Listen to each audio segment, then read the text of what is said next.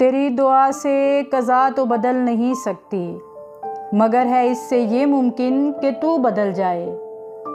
तेरी खुदी में अगर इनकिलाब हो पैदा, अजब नहीं कि ये चार सू बदल जाए। वही शराब वही हाय हू रहे बाकी, तरीके साकी और रस्में कदू बदल जाए।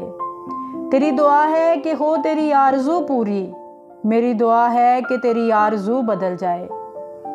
इस नज़्म में अल्लामा इकबाल रहमतुल्लाह अलैह ने मेहराब गुल की ज़ुबान से दुआ का फ़लसफ़ा बयान किया है और इसके ज़िमन में इस हकीकत को दिलनशीन अंदाज में बयान किया है कि दुआ के साथ साथ जिद्दोजहद भी ज़रूरी है। फरमाते हैं कि ये तो बेशक मुमकिन नहीं कि तेरी दुआओं से अल्लाह अपने फ़ैसलों को बदल दे, यानी होगा तो वही जो वो चाहता है, लेकिन दुआ करने से ये ज़रूर मुमकिन है कि ख़ुद तेरे अंदर इनकिलाब पैदा हो जाए। वो ये कि तू अपना राब्ता अल्लाह से उस्तवार कर ले और यूं तेरे अंदर उसके कवानीन की अताअत का जज्बा पैदा हो जाए, और ऐसा हो जाना मुमकिन है। फिर ये हकीकत तुझ पर ज़रूर वाज़े होगी कि अगर एक तरफ अल्लाह ने कायनात का इंतज़ाम अपने दस्ते कुदरत में रखा है, तो दूसरी तरफ हमें जिद्दोजहद का भी हुक्म दिया है। इसलिए दुआ भी करता रह और अमल से भी गाफिल ना रह। दूसरे शेर में फरमाते हैं कि तब्दीली का इन्हिसार तेरी खुद आगही और अपने आप को पहचान कर अपना मुकाम हासिल करने में है। अगर मुसलमान की खुदी में इनकिलाब पैदा हो जाए तो इसमें कतन कोई हैरानी ना होगी कि उससे पूरा माहौल ही बदल जाए। गोया अगर मिल्लत इश्क़ हकीकी के जज्बे से सरशार होकर खुदी के बुलंद मुकाम पर पहुंच जाए तो अज़मत व सरबुलंदी और बका उसका मुकद्दर बन जाएगी।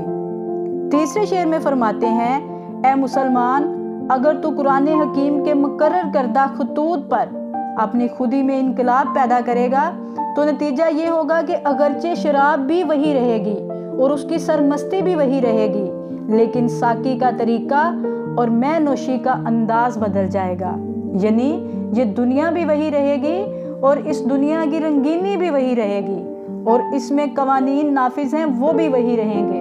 यानी ये नहीं होगा कि इनकिलाब के बाद पानी प्यास बुझाना छोड़ देगा, लेकिन तेरे साथ अल्लाह का तर्ज़ अमल बदल जाएगा। यानी आज अल्लाह की नज़र करम तुझ पर नहीं गैरों पर है, फिर ये सूरत बदल जाएगी, साकी की निगाह करम तुझ पर भी होगी। वही अमल और वही इरादा बिदारिये खुदी के बाद नया रंग लाएगा। आखिरी शेर में फरमाते हैं कि अमूमन खुदा से ये दुआ मांगता है कि ऐ अल्लाह, मेरी फ़लाँ आरज़ू पूरी हो जाए। मसलन मुझे दौलत अता कर, या हुकूमत में कोई बड़ा ओहदा अता कर, या मुझे शोहरत और दुनियावी जो मंजिलत अता कर वगैरह।